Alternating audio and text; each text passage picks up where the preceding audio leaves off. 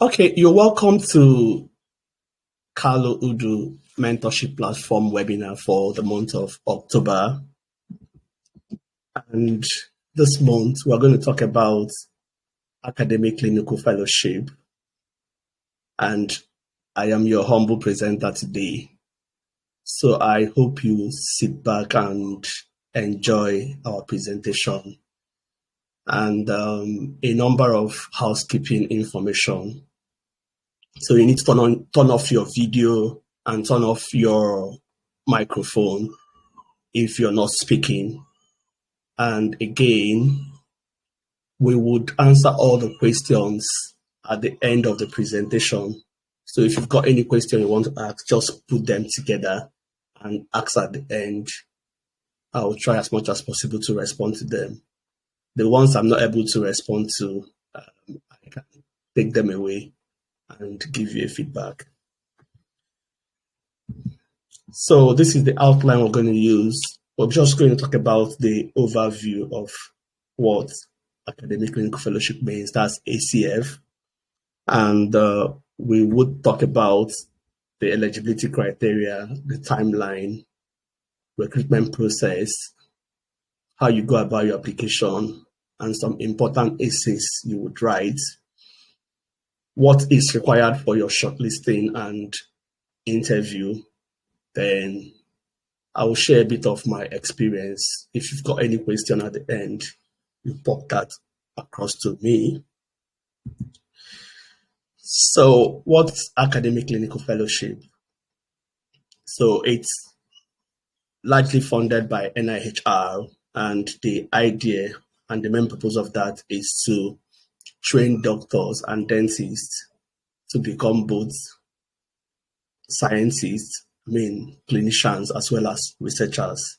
So it's a dual sort of training, and the main goal is to encourage doctors and dentists to become academics. You need to train future doctors and future dentists, and you need people who are into clinical practice as well as in the academia to be able to do that. So NIHR is the National Institute for Health and Care Research. So it's a UK organization that is responsible for lots of research. And for this year, there are 278 ACFs for recruitment. So between August this year to next year, they are going to be giving this number of ACFs. There are also locally arranged ACFs. Some institutions or universities can organize their own funding if they've got one, but they usually would partner with NIHR to make sure that the standards are met. So what are the benefits? You stand to gain a lot when you are an ACF trainee or registrar, as they may be called. So it could be like an academic registrar. So one of those is it broadens your career prospects. So you're not just restricted as a clinician, you are also useful to the university environment. And your research skills are built as well as your clinical skills. Sometimes in your clinical training, there may not be enough time to train you in terms of research, in terms of teaching and all that. So you will be a very good doctor, a very good dentist. However, you might not have the research capacity. And in this time and age where we are beginning to yearn for research translation into practice, it will be very good if the same people who are producing the research findings are also doing things in the clinical arena as well. So there are lots of benefits to that. Even while as an academic fellow, you have additional funding to you, like study budgets and budgets to do other things like trainings So those are additional to what you get, apart from what you get as a registrar in your designated specialty. So it's also important to know that ACF can be any specialty. So it could be in public health, it could be in medicine, it could be in surgery, it could be as a GP, you're an academic clinical fellow.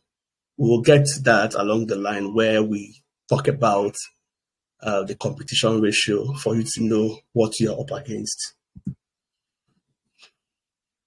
So here is the eligibility criteria.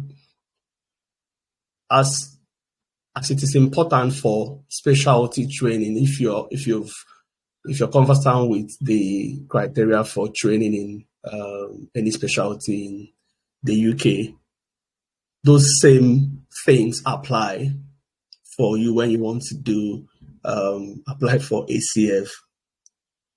So you must be GMC registered, you must have a medical degree, and you must have completed your foundation training. So the caveat here is if you're an international medical graduate who did not do medical training and foundation training in the UK, there is an alternative to that, which is the CREST form, Certificate for Readiness to Enter Specialty Training, which your consultant can sign for you. It could be a UK or non-UK consultant. So if you've watched our last video on public health specialty training, we advise that you could use your local consultant if you're an IMG who will be able to sign off for you in case you're finding it difficult to sign off your CREST form within the UK. So because this is multi-specialty, different specialties may have their basic criteria for entry into their specialty. So you need to meet all those criteria for you to be able to apply for your ACF or for you to successfully be appointed into your ACF post. There are other requirements which I term desirable requirements, things like research experience, publications, presentations, academic awards, and prizes. We'll talk about these things later on, how you will make best use of these things to boost your application chances. So I would also state here that for your ACF to be successful, there is something that's called clinical benchmarking. So that clinical benchmarking means that you have to also go through your specialty-specific national recruitment process and be deemed appointable by your specialty before you can be appointed into the ACF post. So there are two things you're going to be doing. You're going to be applying for the ACF post, like some of you are already doing now, but you're also going to be applying for national recruitment for your specialty. Say, for instance, you're interested to become a GP. Let me not stick to public health. You want to become a GP, academic clinical fellow, but within GP as a specialty. What you need to do is that you have to apply for your GP training, specialty training, the way you would have if you were not applying for your ACF. You apply for it and be sure that you meet the appointable score. Now, the appointable score is different when you're already an ACF, you're already ACF selected. The appointable score is just that minimum score you need to score to be successful. It's not the ranking. So if your specialty decides that, say, for instance, the minimum score to be accepted into that specialty is 50%, just for instance, and you scored 50%. If you are an ACF candidate that is successful, that is acceptable. But if you're not an ACF candidate, you need to, apart from scoring 50 in your specialty, go as much as scoring very high because you're competing with other people. So we will come to how you're ranked as an ACF. So, but now I just want to clear off what clinical benchmarking means, because when you go through the NIHR website, they will keep on talking about clinical benchmarking if you're not already in specialty training. But if you're already in specialty training, you don't need to do another clinical benchmarking if you've already done that. So here is the timeline for the ACF for this round. The application window is from the 3rd of October to the 31st of October. So we're already some days over the starting or the commencement of the application window. So, and what do you do within the application window? It's about you applying through the OREL system. OREL system is a recruitment platform for specialty training in the United Kingdom for all specialties. So you apply through the OREL system, and if you look at the timing, you see it's more like 4 weeks to enable you to gather everything you need to gather and apply. So within that application period, as soon as the deadline is over, they would long list people. So that's the first stage, the long listing. And that long listing means them basically checking for the essential criteria we talked about. Is this person GMC registered? Does this person have a medical degree? And whatever eligibility criteria that is specific to your specialty. So those are things that they will check. If you have met all those criteria, particularly signing off your CREST form, then you'll be moved to the long listing stage. So the long listing stage is now where they will begin to look at all the things you've written in your application and match it with other people's application and be able to shortlist from those who have been long listed. So the first stage is long listing, and the second stage is shortlisting. So it's those that are shortlisted that will be moved into the interview window. And the interview window for this round is from 11th of November 2024 to 17th of January 2025. Different deaneries would do their interviews depending on their time slots and when they have their availability of the interviewers. So, but they have this period of time, it's almost 2 months or so that they are using to do that. So those who are successful would be appointed. Remember, we talked about what success means for an ACF. It means that you're clinically benchmarked and you're successful in your clinical benchmarking, as well as being appointed as an ACF. If for any reason you got the ACF and you didn't do well in your clinical benchmarking, the post will also be withdrawn. So it means that you have to be very serious with your clinical benchmarking as well, because 2 of them must be a yes before the post will be given to you. So the offers will begin from January 21, and you are able to hold the offer till January 28th of 2025.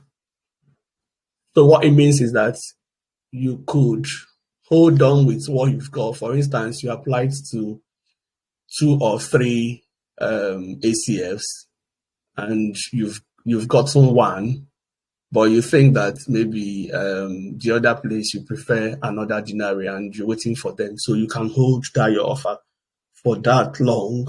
I think it's just 1 week or so before you move on or you decline, or it's automatically assumed that you have accepted. Then from that point to 4th of February,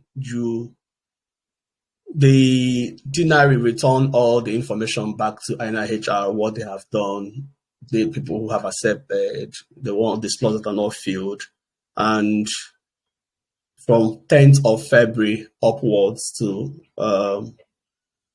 to 31st of March of the next year, you could have the post re-advertised. So it's possible to re-advertise an ACF post. As a matter of fact, the post I currently hold was a re-advertised post.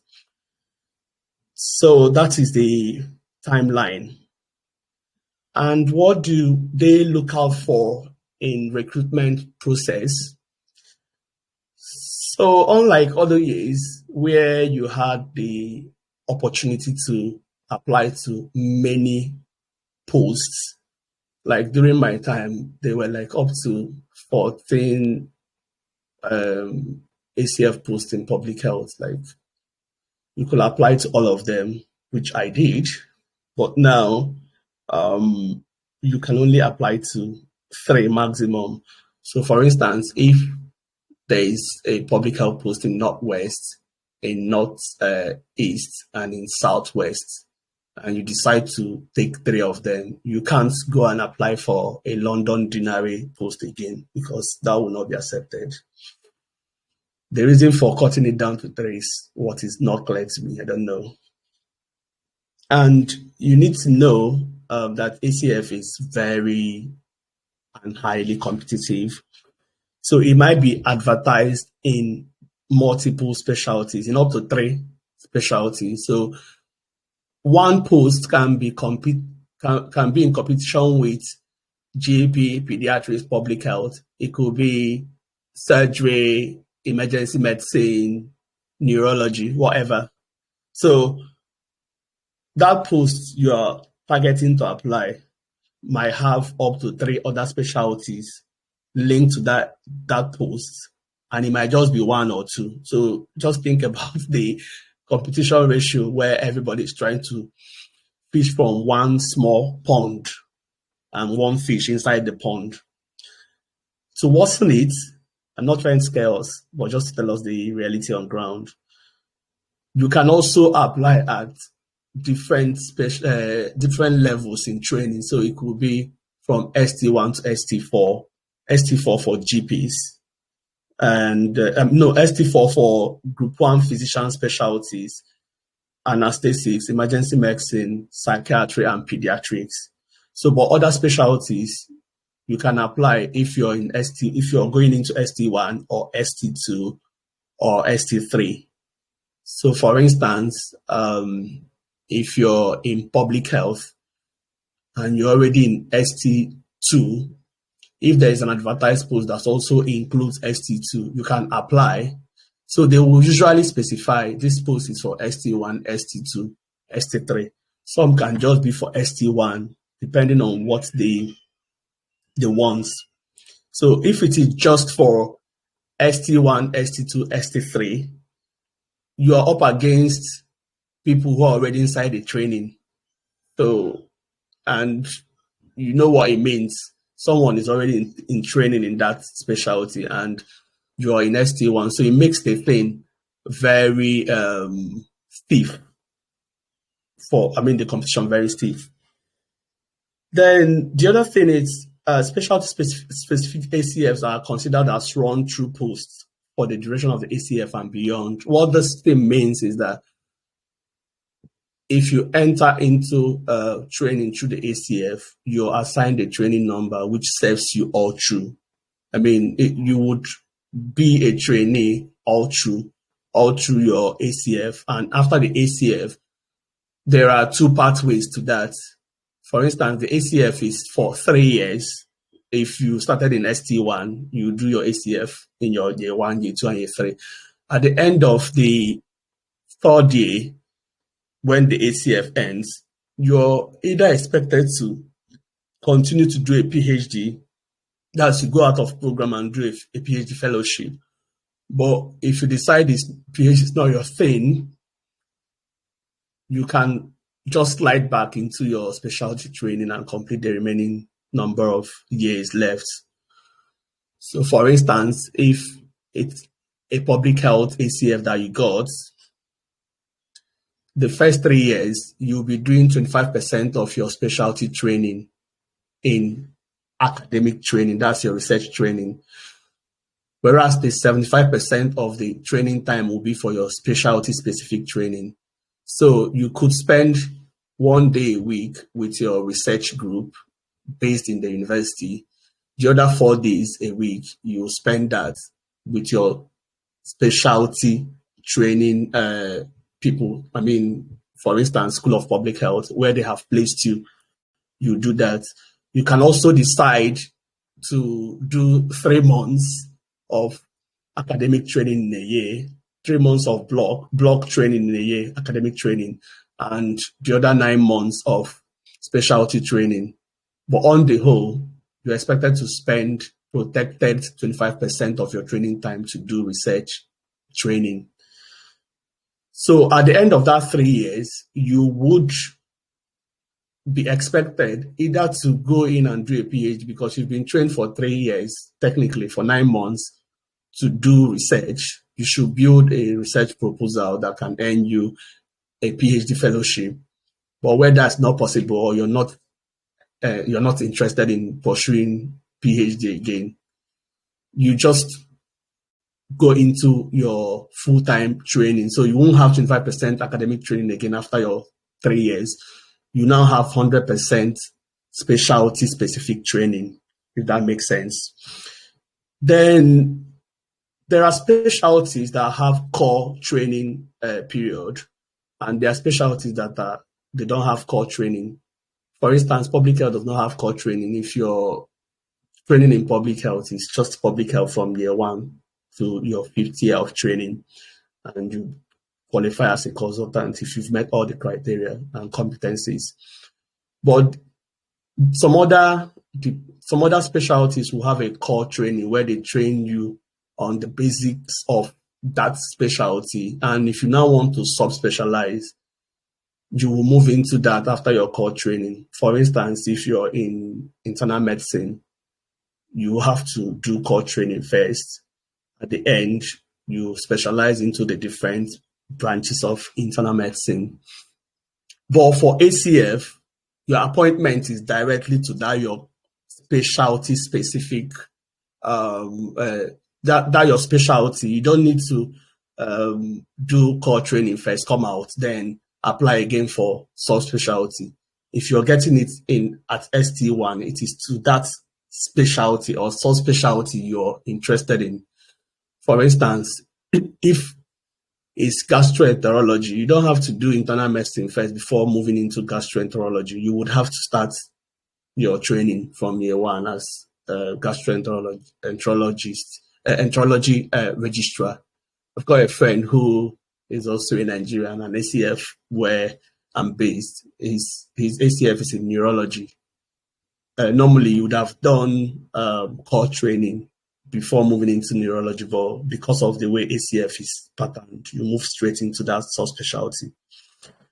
And the good news is that ACF from this round is open to non-medical public health registrars or trainees. If you are conversant with public health medicine in the United Kingdom, it's open to both GMC registered doctors and other professionals. Prior to this time, it was only available, the ACF post was only available to GMC registered public health doctors or those who are intending to go through the GMC route. But now it's been expanded. It's a good news, but also opens up the space for more competition. So non-medic public health trainees can now apply for ACF in public health, so far as they meet other criteria for them. And those criteria we have discussed in our last webinar, so you can check on the video on YouTube and see what we've said there. So the application, like I already mentioned, is through the OREL, and the form there is a form you have to fill, starting from your basic things about your educational background, professional background, and things like that, to some other things we're going to be talking about in this section. So please review the form. If you've not open the account or real account, please do that. It's very important. And I'll also refer us to Appendix 2 to look at the person specification for relevant specialties you are interested in.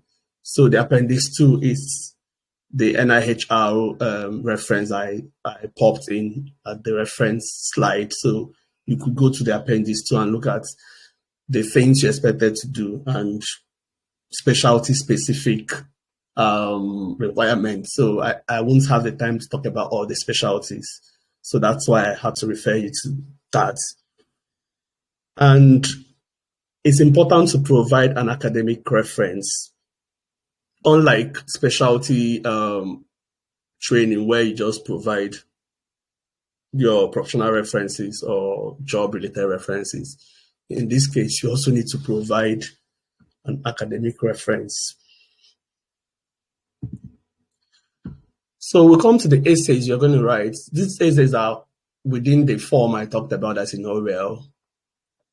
They are things that would either make you or mar you, apart from the eligibility criteria, essential criteria that brings you over to be shortlisted, to be longlisted. These other things are things that they will look at to shortlist you.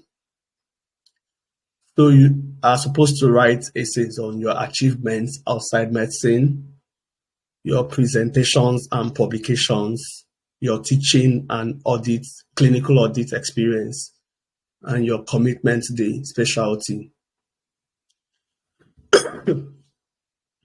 So they will give you some word limits, like 100 words to write. For instance, the achievements outside medicine is about 100 words to write. Then presentations you've done, these are academic presentations or publications you've done, and they would ask for what you've done locally and what you've done regionally and nationally. Some forms will even include international presentations. And your publications will include whether you've published articles in a peer-reviewed journal, what kind of journal it is, have you published, and did you publish as a first author or as a co-author. You also have to talk about your teaching experience and your clinical audits. There are spaces for you to write those things, which you have to write. When we go to the shortlisting criteria, I will talk more about those. And you would write about your commitment to the specialty. Why do you want the specialty? What have you done already in the specialty? What are you doing currently? That will convince them that you've got both the academic and clinical potential to do the program. So these are the shortlisting criteria. We've talked about medical and clinical experience. You need to write those, and this is really what you find out in those your quest form. What are the degrees and are they relevant to the specialty and the subject area? What are the prizes that you've got? Did you make any distinction? Have you got any award? All those sort of things are prizes you could talk about. What are your teaching experience? Have you got any formal teaching experience? Do you have any qualification in teaching? And the evidence of scientific publications. We've talked about publishing in peer-reviewed journals as first author or co-author. And evidence of scientific presentation, language skill and content of evidence, and your academic potential. So on Appendix 5 of the NIHR link that you would see at the end, you will see how marks are awarded. This criteria that they have listed here. So they try to make it objective, where your application is actually reviewed by two panelists or two shortlisters.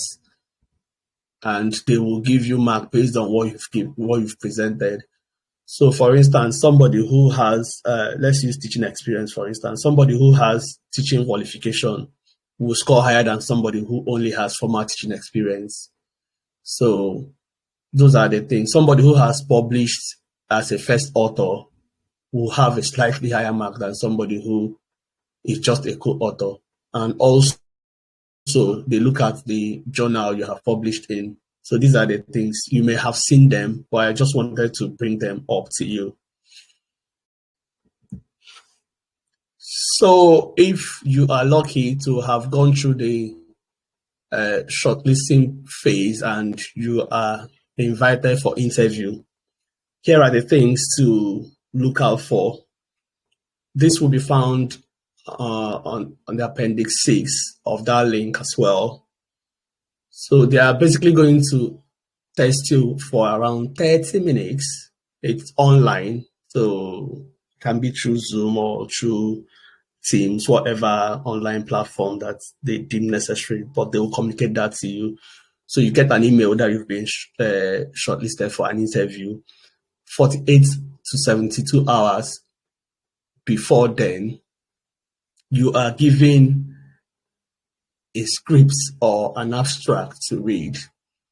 So it can be abstract on anything, but what they want you to do will be specified on the abstract. They will tell you what to do, like read this abstract. You're going to explain this abstract in 10 minutes for a lay audience and a technical audience. Usually you start with technical audience and go down to talk to a lay audience. So in the panel of interviewers, you will have someone who represents the lay audience and somebody who will represent the scientific community.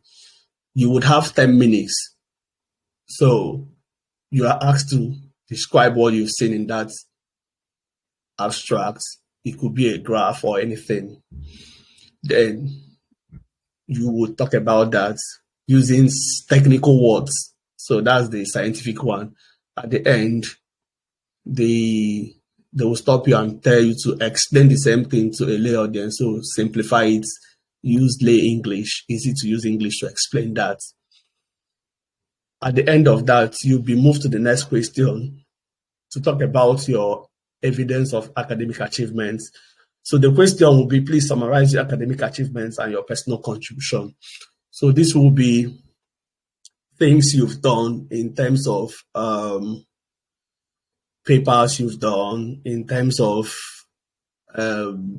prizes you've won, all those things, your achievements up to date, you talk about them there.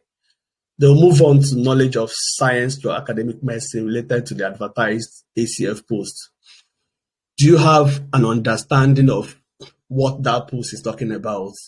So they will want to know whether you know what projects are going on in that department, you know what you really want to, what you want to come out from that research post, the ACF post that you are going in for. And how would you find about those things? It will be to read about the ACF post that they have posted. They will tell you about it. They will tell you who the contact person is. You can go as far as calling them to understand what is happening within the department. So you need to demonstrate that you know exactly what you are applying for. So you just don't undertake a scattergun approach. Let me just apply everywhere. Whichever one that is successful, I take it. No, they want to be sure that you are very deliberate and intentional in what you're doing. So they can also ask you about your experience of research, talking about what you're currently doing, your personal experience of research. You can go to town and talk about things you've done. If you are, if you're vastly published, you talk about those. But if you're not, you can also talk about the things you're doing that are related to research and what your contribution is in that. So there are a range of things you can say, and don't be afraid, even if you've not got vast amount of research experience, because the truth is that this program is tailored to build your research experience. So if you don't have loads of experience, it's still okay, even though it might be a difficult task to compete with those who have lots of experience, but that should not discourage you. Then you can also be asked about your broad knowledge of other areas of science and research. Usually, you're asked to talk about any other paper that excited you that is not related to your specialty. So if you're in public health, you could be asked to talk about any other thing apart from public health. If you're in internal medicine, every other thing apart from internal medicine, research that as you have interest in, and why. So when I get to talking about my experience, I might just chip in a few things I said. And balancing your clinical and academic responsibilities. Yeah, this is work. How do you balance your academic time and your research time? So these are some of the things you need to think about and demonstrate to them how you will handle that. And that would mean giving previous examples of what you've done and how you did that. So to convince them that you're able to handle the pressure that comes from both your clinical training and academic training. For instance, I do have some time I spend in the university and time I spend with my placement location, my training placement. And you have to work out how all those things will fit in and not overwhelm you. So you need to justify that.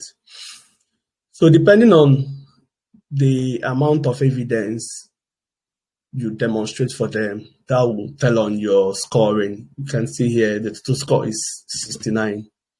And again, you still have two persons who would score you, and they would tally what they have done, and whoever has the highest takes up the post. So this process, say for instance, there are people in the post is for specialties like pediatrics, GP, and public health. Everybody will go through this process, and the person who has the highest score will take it. So you can use your mind and judge how competitive this could be. Okay, a bit of my experience. I'm not going to bore you with my experience, but this might just be something to help you to plan, particularly if you don't have loads of experience. Like I didn't have so much, but I had some experience. So if you're like me, this might be sort of an encouragement for you. So I started my ACF journey more like 1 year before my application, when I reviewed the criteria. I quickly realized that there were a number of things I didn't have, like formal teaching experience, like being a first author, and some of those things. So I had to begin to think about how to plan myself ahead of time. And I would say I was also lucky, and God's favor was on me. God helped me. Sorry, if you don't believe in God, I do believe in God, and I talk about God. I'm sorry if that pisses you off, but I will still say it. So God helped me in the process. One is that I eventually got a post that offered me an opportunity to also teach. So in that post, I had an honorary teaching post with a university where I went in to teach master's level MPH students, to teach them. So that sort of ticked off the formal teaching post. And I was in the process of also trying to get teaching certification. I had gotten a certificate, more like did an online course on design, not online course, university course on how to design and teach online courses. So it was a 5 weeks sort of training for us with the university I was working with. So I wanted to progress with, there's this fellowship they do for higher education. You can be an associate fellow, you can be a fellow, advanced fellow. So I wanted to go ahead and do that as well, but I didn't get through before the application started. But I made use of what I had. Also within that period, I was looking out for where I could collaborate with people to do some research work, at least to have some papers in my name. Already I had one co-authorship, but God still working the way he works.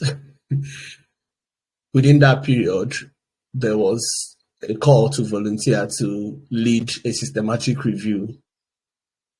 So I quickly volunteered and ended up working as a joint first author in that systematic review.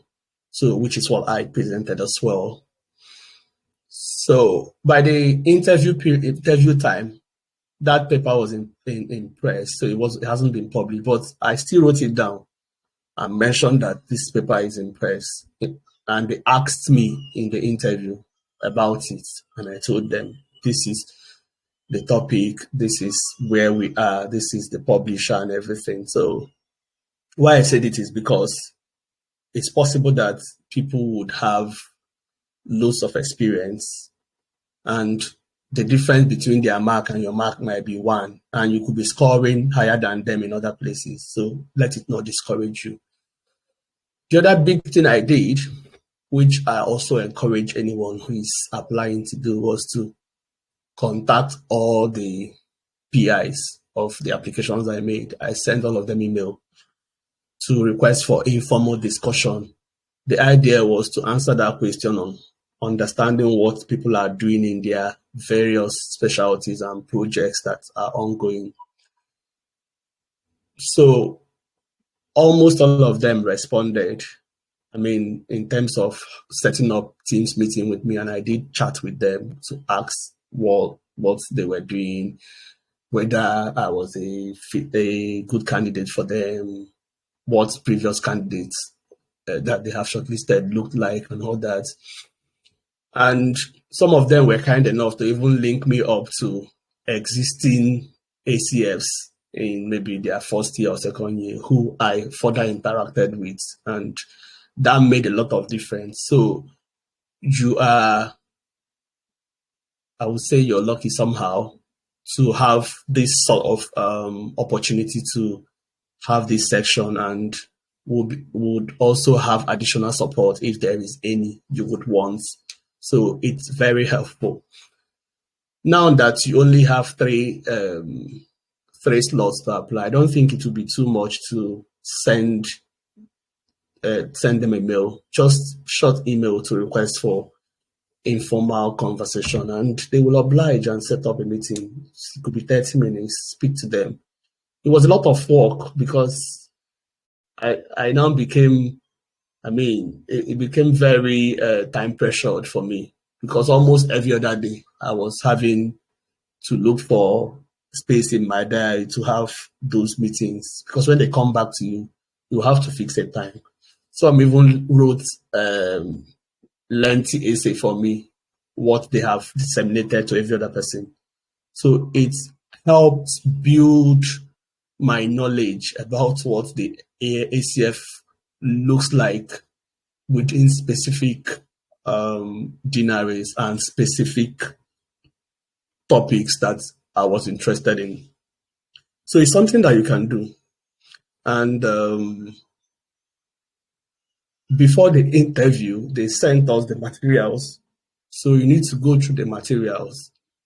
Usually, you're not expected to discuss that material with anybody, so non-disclosure.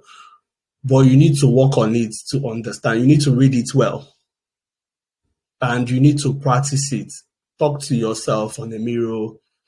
Present to yourself, record what you're presenting, and check whether you're making sense. So all those things are things you need to do if you really need this opportunity, or you're interested in that. You need to invest the time and the effort.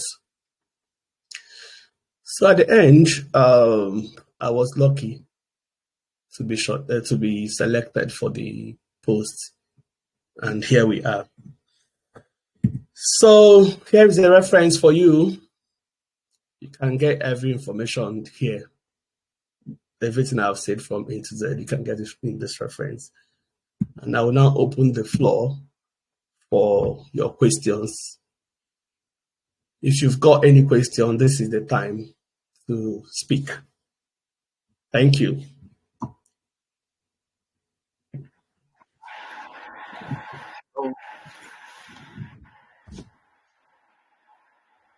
Hello. Hello. Yeah, go ahead. Yes, go ahead. Okay. Thank you so much, Dr. Carlo. This was really an in-depth expose on the whole thing. I would like to ask a quick question. I'm a bit confused about the other route for doctors, for foreign doctors that are not using the GMC pathway, or they need to get into the specialty training for public health, and the ACF pathway. What's the difference in terms of the practice during the training? What's that difference? You mean if someone is not GMC registered and wants to do ACF in public health? Yes. If there's a difference. Okay. Remember, it's only in public health that you are not expected to be GMC registered. But for other specialties, you must be GMC registered and meet other criteria. So for public health, because it's not largely clinical, it's population health based. So people from medical and non-medical routes can do that, and you can also be a researcher in public health, even if you're not a doctor. I think that would be why they are tilting towards opening up the space for public health trainees who are non-medics. So, but for every other specialty apart from public health, you must be GMC registered and meet other criteria. Okay, so I'm still a bit confused. Because no, go ahead. Yes, the other pathway where for the specialty training, where it's going to open up later this year through the oral again. Now, during the training, do candidates still need to? Is it like the same pathway? If you get what I mean? No. So how it happens is, if I would be clear with you, what happens is that as you are applying for the ACF, the national recruitment is also going on. So, for instance, if your specialty is, say, public health, the national recruitment will commence on 24th of this month.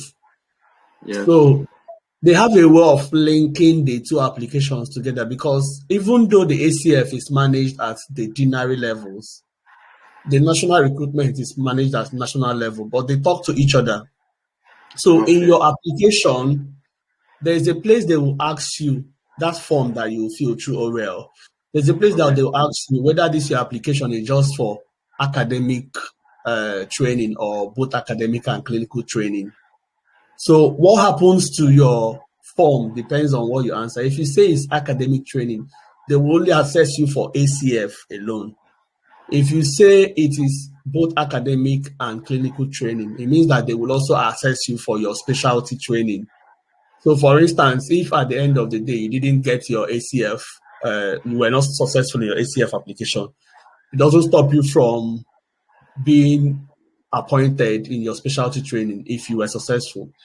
And again, if you just say it's academic you're interested in, no matter how highly you've scored in your specialty training, because you said it's only academic, they will not consider you for your specialty training. And if you didn't get your ACF application, if you were not successful, you would lose out.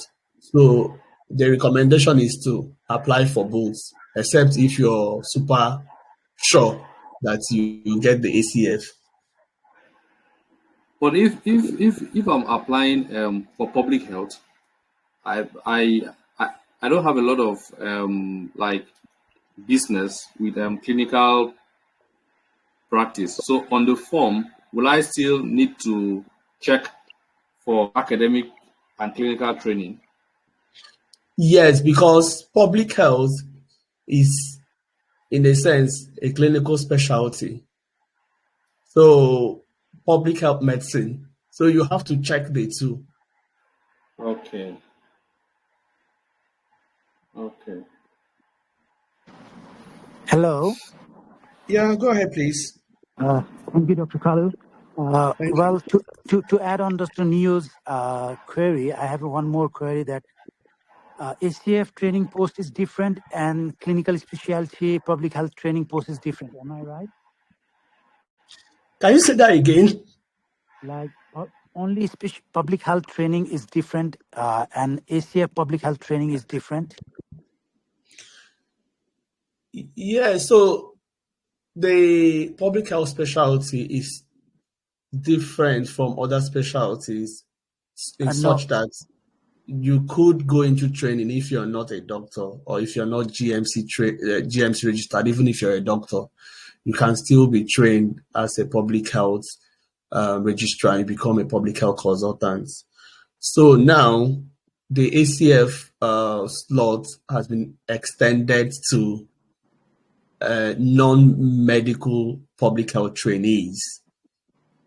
Before, it used to be only for GMC or medical trainees within the public health training, but now it's open to even those who are going into public health training without GMC registration. Thank you. One more query, Dr. Kalu. If I'm going to apply ACF GP training now, do I need to have MSRA score by now, or can I appear in Jan and? Yeah, so I think that they have a way of giving an opportunity for you to do your clinical benchmarking, because I would imagine that the MSRA you're talking about is your clinical benchmarking. You don't need to already have had it now, but the timeline is spread in such a way that you could have also done your I think, I don't know when they do MSRA for PEDS, but I think it's like 2 times a year, maybe sometime in February as well. I don't know. But you need to time your application in such a way that your ACF will still be valid when you do your clinical benchmarking. So if you already have one now that can make you appointable, then that's fine. But if not, if the exam you're going to write falls in within that ACF application, then they will still connect, because they, like I mentioned, that they talk to each other. So they have a way of connecting what you've done and making sure that you're not maltreated, or you get a fair treatment. Thank you. Thank you. Welcome. Do we have any other questions?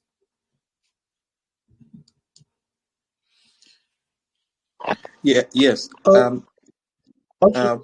Go ahead. Okay. Dr. Udu, thank you very much for the presentation. I want to ask a few questions. So the first one is, how do you advise that we go about selecting the research programs to apply to? Let's say, for instance, somebody wants to apply for ACF in GP. But there are various teams attached to the ACFs. So how would you advise that we select what is best? Do we have to go through Oriel and search every one of them or something? Because it's a lot. That's my first question. Okay, can you ask your second question? Let's take all of them together. Okay. So my second one is about if there's any space or any opportunity, or if you think it's advisable to put in DOIs for preprints. Do you think it's something that's advisable? So that's all. Okay, that's when your paper is still at preprints, you mean? Yes. Okay. So in terms of your first question, in terms of knowing which area to go into, by this time you may already have maybe interest in one place or the other, in one specialty or in one research area or the other. If you don't have, no problem. People grow in their research as they move on, or their research interest as they move on. But I think it's easier now, really, to do that because you've been reduced to 3 limits, maximum of 3. You can go through all those all those ACF you're interested in. If it's GP and they have multiple, I'm afraid you have to go through all of them and select the 3 you're really interested in. So if you want to do specialty training in GP and you're also interested in public health research area, and you have got a slot that can give you the opportunity, you mark those ones down and look for the principal investigators in those that have been penned down in ORL and make contact with them to ask them for further clarifications. The good thing is that they are happy to talk to you. So that's my own advice on that. So it's a lot of work.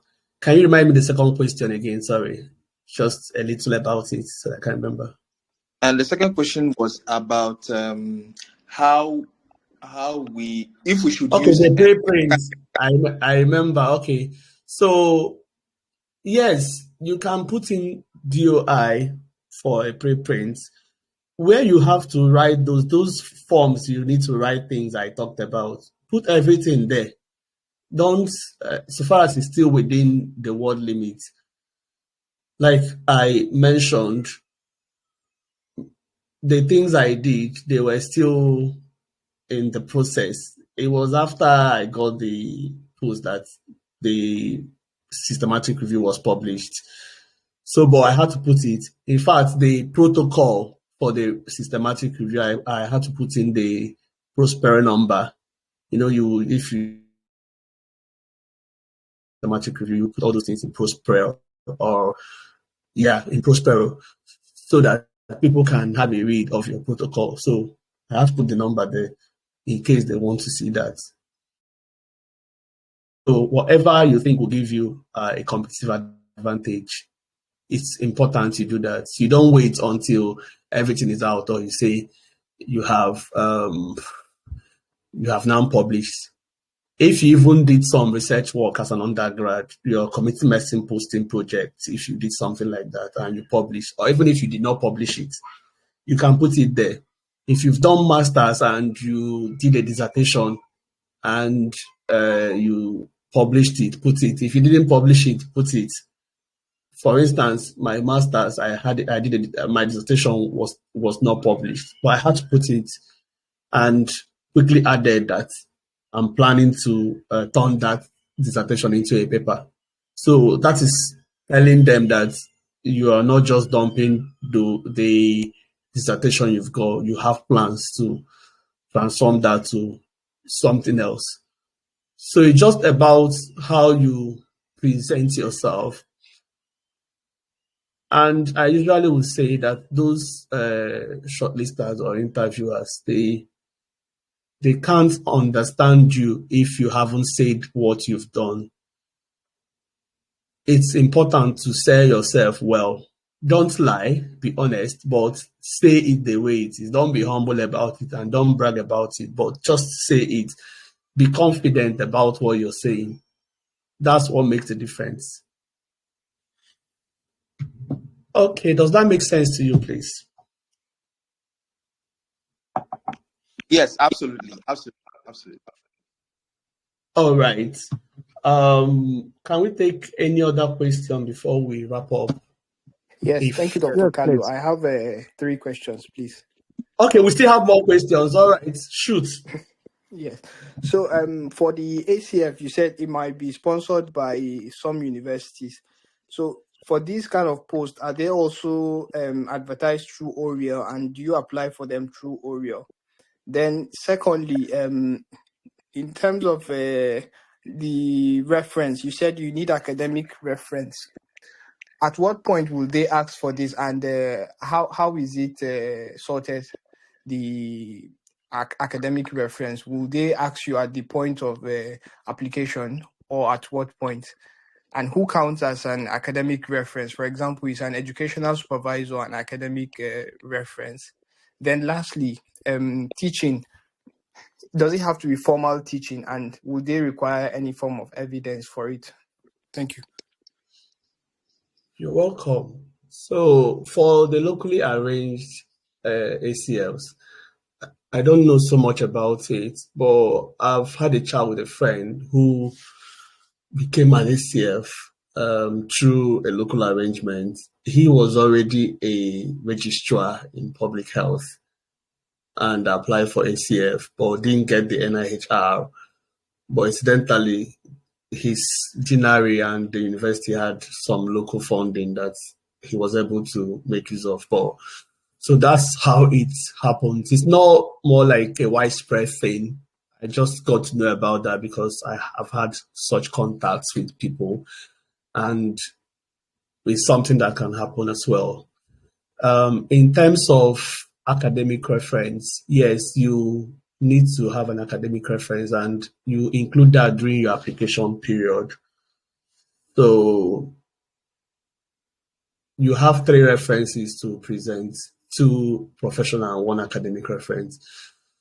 For myself, I used my training program training coordinator in the last place I was working as my academic referee, because he was also my academic referee in my role. So your academic referee can be your university lecturer. It could be, if you recently did masters, it could be your university lecturer, your supervisor. So anything that has something to do with academic reference. Your educational supervisor, maybe, I don't know, because my educational supervisor served as a professional referee for me in the application. So if you're able to justify that your educational supervisor has adequate knowledge about your academic achievements, then that should pass. I think so. And in terms of evidence of what you've done, I was not particularly asked to submit any evidence.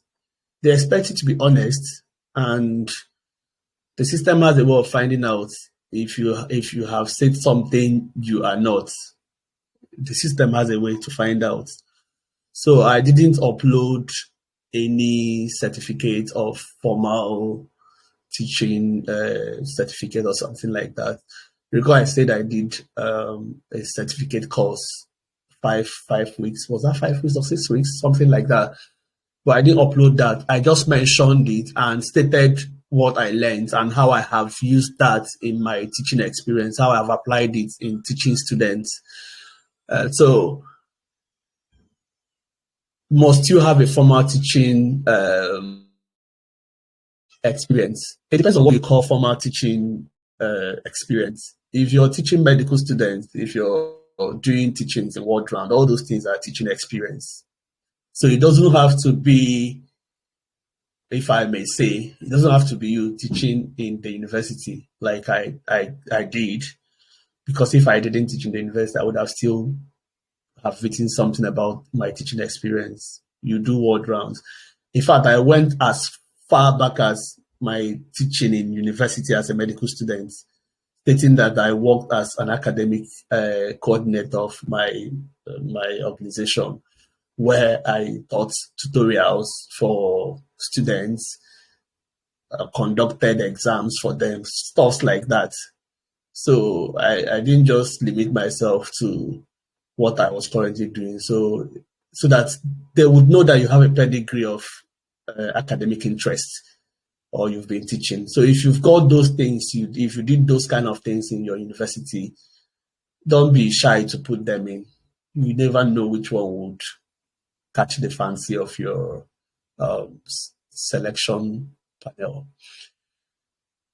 Okay, any other question? Someone else wanted to ask question, if I have done justice to this one. Yes, please. Thank you, Dr. Carlo, for very detailed presentation. My question is around, I think someone had asked around what I want to ask too, around the non-doctor route for public health application. You made some explanations, but it's not very clear to me how the benchmarking goes and the timeline to link up with, like, the ACF application opened up for the 3rd of October and will close by 31st of October. So it's not very clear to me how someone that wants to apply would also navigate the benchmark experience, and especially for someone that has not been in practice. Can you please throw just a little more light around that? Thank you. You're welcome. So if you're applying for ACF post now, say in public health, you take up the post. I mean, you'll be appointed into your post by August of 2025. So that's when you'll be in post. Except if it's a re-advertised post that they want to fill up before 31st of March of next year. But if it's a fresh ACF for this round, then the process is from now till August of next year, which also aligns, I'm speaking specifically for public health, which also aligns for public health national recruitment, which starts by 24th of this month. But anybody taking up a post in public health will be in August 2025. So what it means is that two of the applications, both the ACF application and the benchmarking process, they go in pari passu, they'll go in hand. When you have applied and the application period is over, they would do their long listing and short listing and continue with the process. So if you have become successful as an ACF at ST1 level, meaning that you've not done your clinical benchmarking, you've not gone through the national training pathway. If you are the best candidate, but you're going to be appointed in ST1, your recruitment team would email the national recruitment team or contact the national recruitment team to ask. Of course, you would have written that you're applying for the both of them. We'll ask them to send your results to them to be sure that you have reached the appointable score for benchmarking. And how it happens is that if you're going through the national recruitment team, process, the application opens in October, 3rd week of October, and ends somewhere in November. Your assessment center is early January. Following that will be your selection center, which is the interview, around early February or so.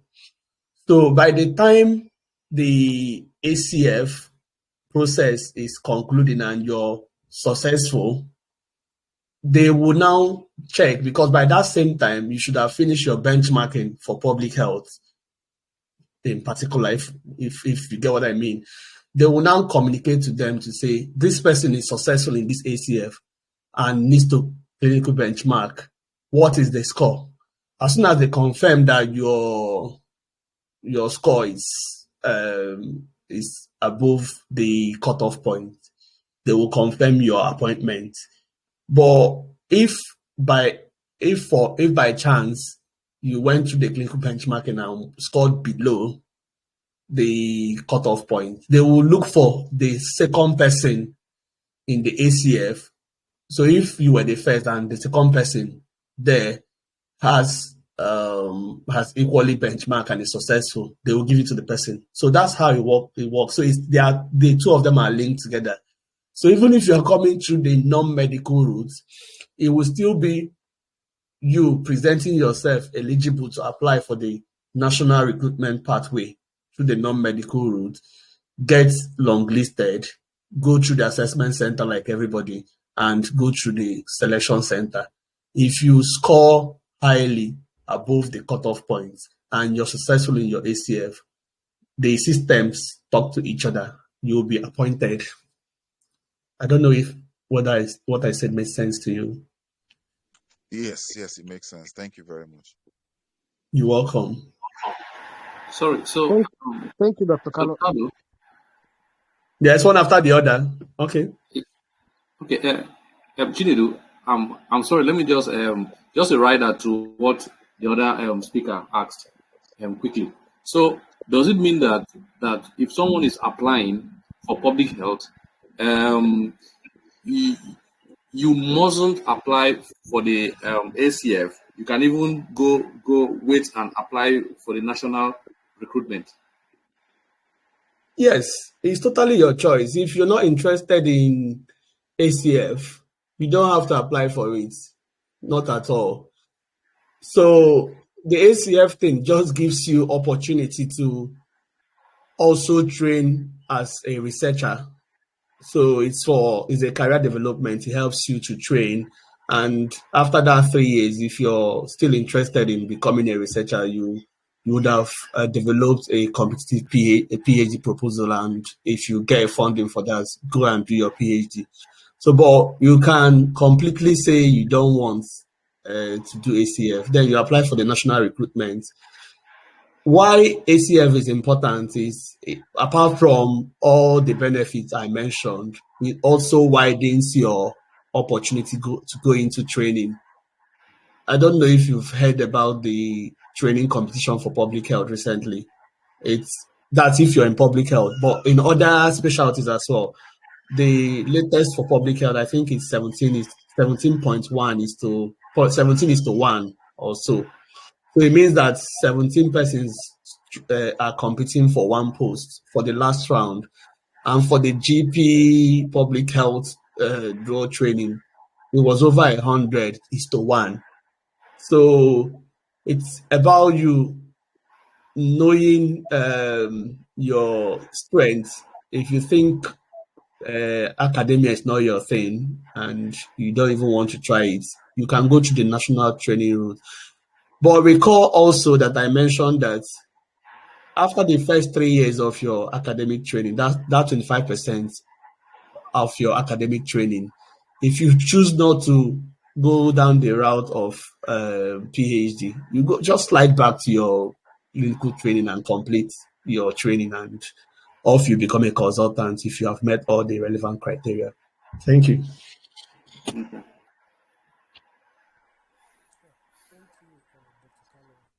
Can we have the last question, please? Hello. Can you hear me? Yep. Yes, I can hear you. Go ahead. All right. Thank you very much for this presentation. Though I was a little bit late, so I don't know if this has been attempted, but just pardon me if you have done that.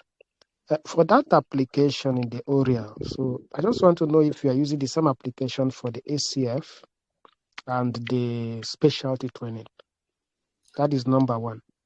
And then can one do multiple applications? Because I know many universities advertise the ACF. So can we take for instance, go through all the universities that are advertised for public health ACF and then make multiple applications, hoping that at least we'll be able to get one. And then the third question is for the PhD. You said after 3 years, you can choose whether to, do your PhD or you can now continue your specialty training. I know that after the 3 years, you are left with just 2 years to complete, if I am right, to complete your specialty training. Now, is that 2 years enough, to finish up your PhD? Or because I know for the academic clinical fellowship, you spent just 9 months roughly, in that. So do you need to now spend, I don't know how much time you now need to, for your PhD? Okay, so Thank these you very are much. brilliant questions. Okay, so you have entirely different forms for your ACF application and for your national recruitment, or the benchmarking as it may be called. You will fill the forms for your ACF when you're applying for ACF. When the national recruitment application starts, you will still go back to your ORL and locate that specialty and apply to it. For instance, the National Public Health Recruitment will have their own form, but there are a number of similarities when you begin to fill them. It's just that the ACF will focus more on your academic achievement, all those. If you watch the video again when we published that, you'll see where we talked about the essays to write. Most of them tend towards what you're doing in terms of academic or research wise. With respect to multiple applications, yes, but you are limited to apply to only 3 places. So 3 ACFs in public health, if that's what you're interested in public health. If you're in GP, you are only entitled to 3 places still. Everybody for now. It used to be you had no limits, but now you only have 3 limits. Then the last question you asked was about what happens to your PhD and the remaining 2 years for your training if you're in public health. So if you've done 3 years and you're lucky to get a PhD slot, you will move out of program. So that 2 years will pause. That 2 years will be there waiting for you.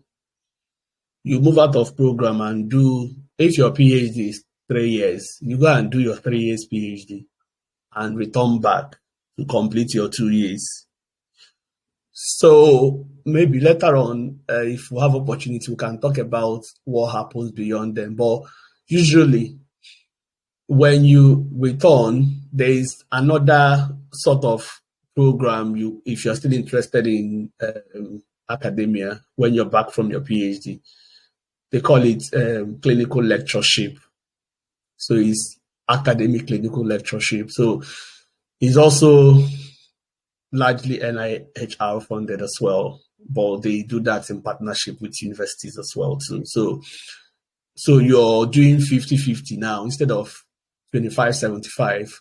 So 50% will be towards your completion of your training, your specialty training, and 50% will be towards completion, deepening your research capacity. It's now like postdoctoral. You have finished your PhD. You are coming to deepen your research skill as a postdoctoral clinician, something like that. So, and you can do that for the rest of your training. And when you finish your training, you can be equally appointed as a consultant with NHS or whatever area you're working in, UK, HSA, local authority, and you can also have an appointment with the university. So you can become a senior clinical lecturer in the university. What it means is that the same amount of money, their salary they are paying consultants is the same thing they are paying you. So they are paying you based on medical and dental contracts other than university contracts. So we're not here to talk about those nuances, but there is actually difference between those salary scales. So they pay you as a doctor, even though you're a lecturer. So you're a clinical lecturer and you're going down the route of clinical professor, things like that. So the good thing there is that you can decide to work as a lecturer and honorary to NHS, or you can work as a consultant in NHS, having a research portfolio within NHS and honorary with the university. If you recall when I talked about the advantages, it gives you flexibility and enlarges your scope of what you can do instead of just limiting yourself to clinical practice. All right, I hope this answered your question. Yes, thank you very much. Okay, thank you everyone Sorry, for. Dr. Carlos. Sorry, Okay. please. Yes, your answer brought up some other questions from my end. Oh my God. Go ahead. Just the final one, and I'll be very brief, please. So now for those going through the non-doctor route for public health and gets in, starts the training, and does not continue with maybe a PhD, the clinical lecturership thing, does it apply to them in any way if they are medical doctors but they've gone through the non-doctor route? That's my first question. Okay, the second question is, peradventure, if they had gone through the non-doctor route and they have GMC registration, can they also fit into the clinical lecturer route? Well, I wouldn't say that I know the answer to these questions because the non-medical route for the public health is just opening up. But what I can say is that at least I know non-doctors who are senior clinical lecturers. So, for instance, I've got a colleague who did the training. It's a pharmacist, but is a senior clinical lecturer now with the university I'm affiliated to. So there is a possibility there. So if you haven't done a PhD, you cannot be a clinical lecturer. I mean, that clinical lectureship you cannot get clinical lectureship because it's a postdoctoral post. I mean, that's how, so the essential criteria is that you've done a PhD. But whether it is through the ACF pathway that you did the PhD or not, that I don't think it really matters a lot. But you've got a PhD to say, I have a PhD in this and I'm going for this clinical lectureship, and you're a registrar, then it's possible. So I think that things are just loosening up and opportunities are coming up. So it might be that tomorrow, because you're also a registrar, and the same thing they are teaching registrars who came through the medical routes for public health is the same form of training. Everybody's exposed to the same thing. So it can be that tomorrow you can actually be a clinical lecturer in public health, even though you went through the non-medical route. But if you've got a GMC number and you've got a PhD and all that, I think some of these things can be based on case by case. So you need to check the eligibility criteria. Are you in training? Because clinical lectureship, you need to be sort of in training. But beyond that, what happens is not really, if you've qualified as a consultant, you've got a PhD, you can become a senior clinical lecturer, really. Like the example I gave to you of a pharmacist who went through the training and is appointed as a senior clinical lecturer in the university. So they have those things. And in terms of bridging the inequality between the doctor's route and the non-doctor's route, there's a lot of work going on to ensure that things around pay parity and things around other benefits that doctors who are GMC registered and are registrars in public health, whatever they enjoy, that their other colleagues also enjoy them. But in terms of training, in terms of exam, everything, if you have entered into training, you are exposed to the same thing. Did I try to answer or scratch your question? Yes, thank you very much. Thank you. Can I add something on this? Okay. Yeah, if that you, will be the doctor, last. yeah, I'm doctor, afraid that will be the last one.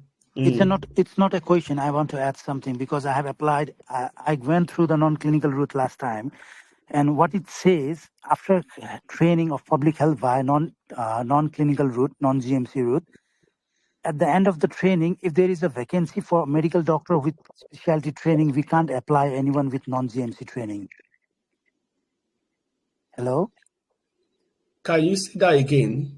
Yeah, what the GMC application, Oriel portfolio says, if somebody has gone through non-GMC route and went through whole of public health training, they cannot apply in any vacancies later on with GMC training. GMC number is required. Like Yes. public health consultation, public health consultant with medical background, public health consultant with non-medical background. These are two criteria whether we cannot apply. Am I making sense?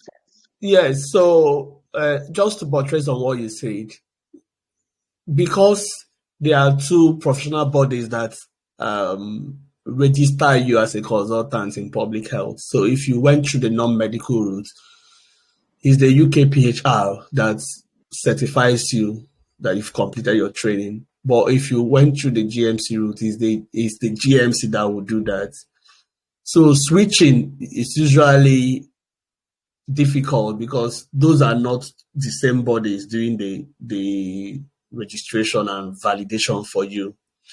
So if you enter through non-medical route, you will complete your training through the non-medical route and be registered with the UKPHR.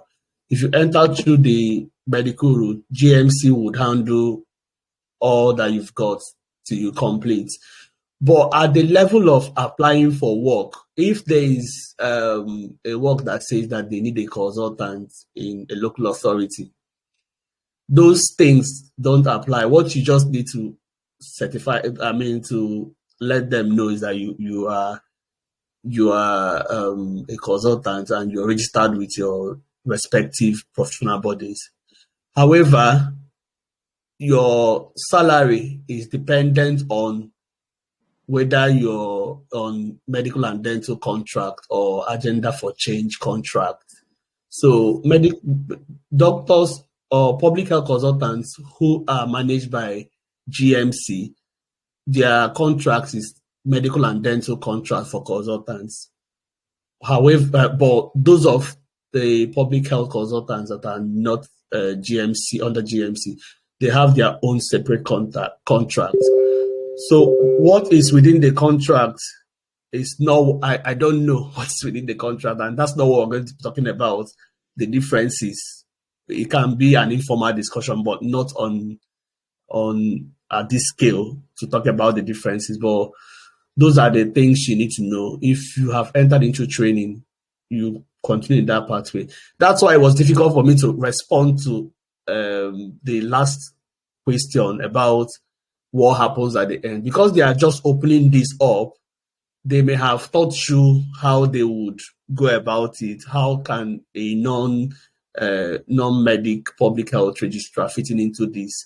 So they will have a way of fine-tuning those things, but at the moment it's still vague to me. I've not read and I've not found out more about it, but I think it will become clearer with time.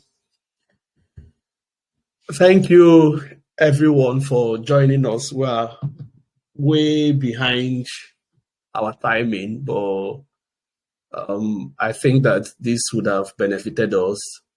If you've got any personal questions or you want some level of support, you can reach out. We might have a smaller discussion about specific things you can do or examples. So if there is something like that, we'll try to see how to support everyone. But it might be maybe in cohorts, because I don't also have a lot of time to begin to do individualized support like that. I hope you're looking forward to our next webinar in November. If you've not joined our online community, it's open and it's the Telegram community. I'll pop that on the description when we upload this on YouTube, so you can also join, or you can ask around to join what we are doing. We've got a lot of support for doctors and non-doctors, academics, a lot of things going on in that online community. So let's help and spread the news for people who would need those sort of services. And I think we're here to help each other. If that's the only thing you do, you're contributing to helping someone else. Thank you very much for listening to all I had to say. And I hope I succeeded not in boring you with my presentation. Goodbye. Thank you. Thank you. Thank you.